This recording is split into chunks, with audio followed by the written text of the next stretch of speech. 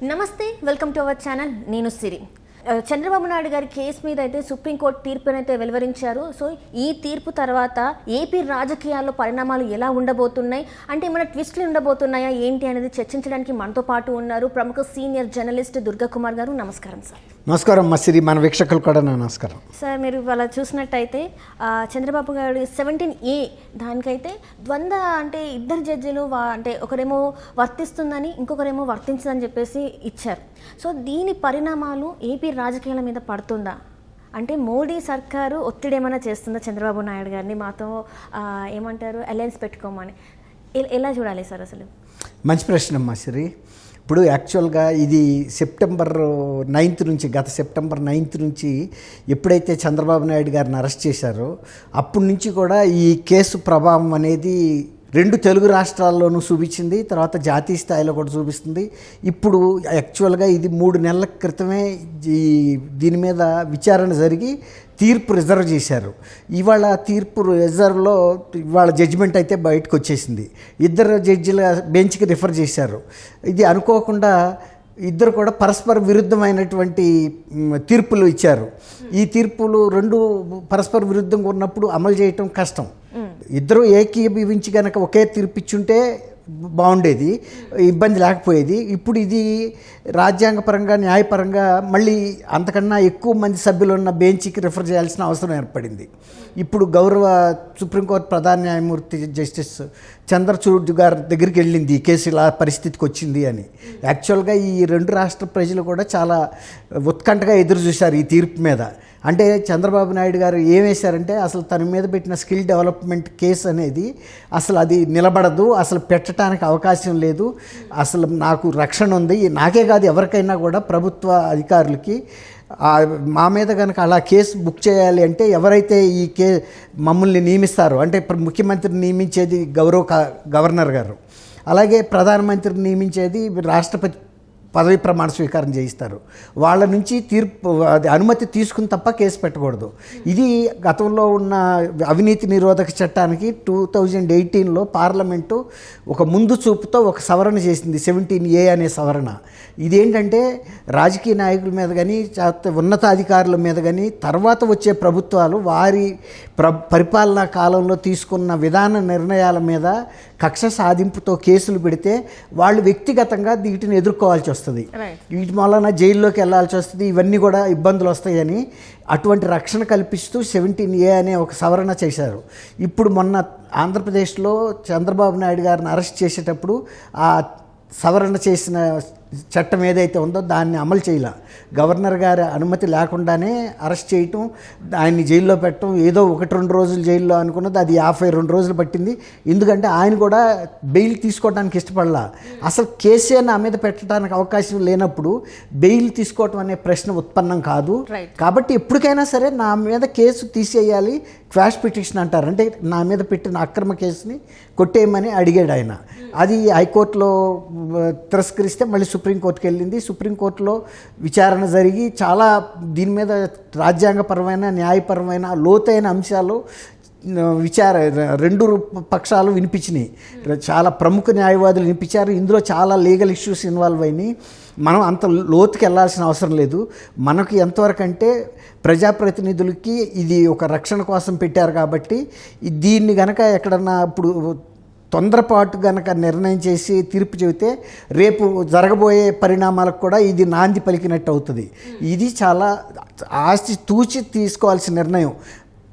Parliament ఏదైతే ఉద్దేశంతో పెట్టిందో ప్రజాప్రతినిధులకు కానీ ఉన్నతాధికారులకు కానీ వారి పరిపాలనా కాలంలో తీసుకున్న పరిపాలనాపరమైన విధానపరమైన నిర్ణయాలను అడ్డం పెట్టుకుని కక్ష సాధింపుతో వీళ్ళని జైళ్లల్లో పెట్టి కేసులు పెట్టి ఇబ్బందులు పెట్టకూడదని ఏదైతే ఉద్దేశంతో చేసిందో ఆ ఉద్దేశాన్ని కాపాడాల్సిన అవసరం చట్ట సవరణలో ఉంది.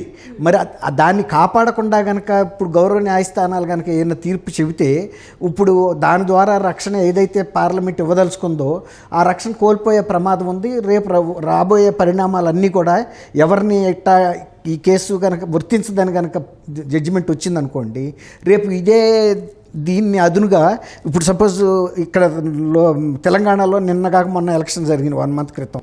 ఇప్పుడు ఒక ముఖ్యమంత్రి దిగిపోయాడు. ఆయన పరిపాలన నిర్ణయాలను అన్నింటినీ కూడా ఎత్తి చూపుతూ కేసులు పెడితే సేమ్ చట్టం ప్రకారం ఇక్కడ కూడా అరెస్ట్ చేయొచ్చు. ఇదే కాదు, దేశంలో ఎక్కడైనా చేయొచ్చు.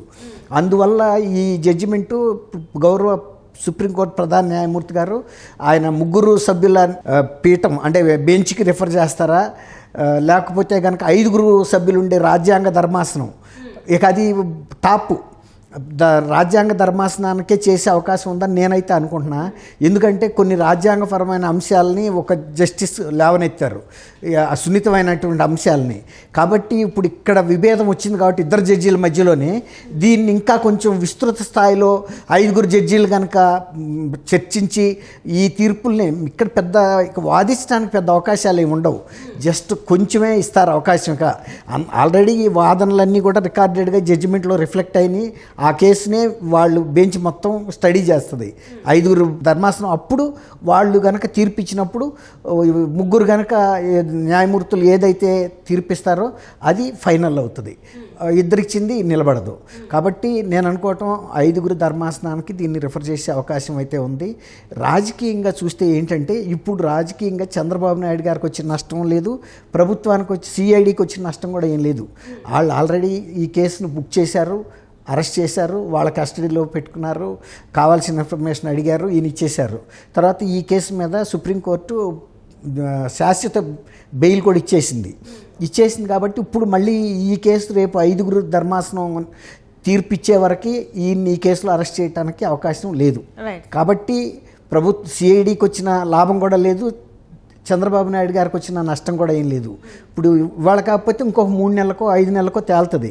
తేలినప్పుడు మళ్ళీ అప్పుడు అసలు క్వాష్ అవుతుందా అవదా, క్వాష్ అవ్వకపోతే ఒక రకంగా ఫైట్ చేయాలి చంద్రబాబు గారు కేసుని, లేదు క్వాష్ అయిందంటే అసలు మిగిలిన కేసులు కూడా క్వాష్ అయిపోతాయి. ఈ 17A పాటించకుండా గవర్నర్ పర్మిషన్ లేకుండా పెట్టిన అన్ని కేసులు కూడా ఆటోమేటిక్గా క్వాష్ అయిపోతాయి. ఒకవేళ కనుక క్వాష్ అవ్వదు, మీకు 17A వర్తించదు అన్నారనుకోండి, కేసు పెట్టడం సబబే అని, అప్పుడు ఈయన ఆ కేసుని ఎదుర్కోవడానికి వాళ్ళ దగ్గర ఉన్న రుజువులు ఏంటనేది వాళ్ళు ప్రూవ్ చేసుకోవాలి. ఈయన ఇన్నోసెన్స్ ఈయన ప్రూవ్ చేసుకోవాలి. మామూలుగా ఇతర కేసులు ఎలా జరుగుతాయో అట్లా జరుగుతుంది.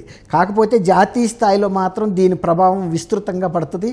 ఇతర రాష్ట్రాల్లో చీఫ్ మినిస్టర్స్ కానీ ఎక్స్ ప్రైమ్ మినిస్టర్స్ కానీ ఇది ఒక సైటేషన్గా, అంటే దీన్ని ఒక ఎగ్జాంపుల్గా చూపించే అవకాశం ఉంది. ఇది ఒక చరిత్రాత్మకమైన మైలురాయి లాంటి తీర్పు కాబోతుంది. అంటే ఇప్పుడు ఏంటంటే సార్, ఈ తీర్పు వల్ల అంటే బీజేపీ పెద్దల నుంచి ఏమైనా ఒత్తిడి వస్తుందా చంద్రబాబు నాయుడు గారికి, లేకపోతే కాంగ్రెస్ నుంచి ఏమైనా ఒత్తిడి వస్తుందా, అంటే వాళ్ళతో పాటు కలవాలి అని చెప్పేసి, అంటే ఇటు ఈ పార్టీ అయినా అటు ఆ పార్టీ అయినా? ఇప్పుడు మీరు అన్నట్టు అది ఒత్తిడి పెట్టగలిగేది ఉంటే బీజేపీకే ఉంది అవకాశం. కాంగ్రెస్ పార్టీ ప్రతిపక్షంలో ఉంది కాబట్టి సుప్రీంకోర్టు న్యాయమూర్తులను ప్రభావితం చేస్తుందని అనుకోలేము. ఈ కేసు విషయంలో కూడా బీజేపీ కూడా ప్రభావితం చేస్తుందని అయితే నేను వ్యక్తిగతంగా అనుకోను. ఎందుకంటే ఇది ఒక చంద్రబాబు నాయుడు గారికే కాదు, దేశంలో అందరు ప్రజాప్రతినిధులు, మాజీ ప్రజాప్రతినిధుల కోసం చట్టం చేశారు కాబట్టి సవరణ, అది భవిష్యత్తులో అందరికీ ఉపయోగపడుతుంది. ఇప్పుడు చంద్రబాబు గారు తను బయటపడిపోవటానికి పెద్ద ఇష్యూ ఏం లేదు. ఆల్రెడీ ఆయన 52 రోజులు జైల్లో ఉన్నారు, అన్నీ అయిపోయినాయి ఫార్మాలిటీస్, ఓన్లీ కేసు ఫైల్ చేయడం. గత 10 ఏళ్ల నుంచి జగన్మోహన్ రెడ్డి గారే అంతకంటే పెద్ద పెద్ద కేసులు ఉండి ఆయన బెయిల్ మీద ఉన్నాడు, ఎవరు పట్టించుకున్నాడు. సీఎం కూడా అయ్యాడు, ఒక టర్మ్ ప్రతిపక్ష నాయకుడిగా పూర్తి చేశాడు, ఒక టర్మ్ ఏమో సీఎంగా కూడా అధికారపక్షం ఉన్నాడు. కాబట్టి 10 ఏళ్ళే పట్టింది. ఏది అసలు బెయిల్ ఆయన రద్దు చేయమని కూడా సిబిఐ అడగట్లా. కనీసం ప్రభుత్వం కూడా సిబిఐకి చెప్పొచ్చు. ఇప్పుడు మీరు ఇందాక అన్నారు కదా, ఇందులో ఏమన్నా బీజేపీ పాత్ర ఉందా అని. బీజేపీ పాత్ర ఉంటే అట్లాంటివి కూడా చెప్పొచ్చు. కానీ బీజేపీ జగన్మోహన్ రెడ్డి గారితో ఉన్న సంబంధాల వల్ల చెప్పదు, సహజం. అదే రేపు కనుక కాంగ్రెస్ పార్టీ కనుక వస్తే సిబిఐని ఫస్ట్ అడిగే ప్రశ్నే, మీరు ఎందుకు ఇన్ని రోజులు, ఇప్పుడు మొన్న రేవంత్ రెడ్డి గారు కనుక మెట్రో రైళ్ల గురించి, తర్వాత మేడిగడ్డ వీటి మీద ఎట్టయితే ప్రస్తావించాడో వాళ్ళు కూడా అడుగుతారు, ఎందుకు మీరు 10 ఏళ్ల నుంచి ఆయన్ని బెయిల్ మీద ఉండటానికి ఒప్పుకున్నారు, మీరు ఎందుకు రద్దు చేయమని అడగలేదని.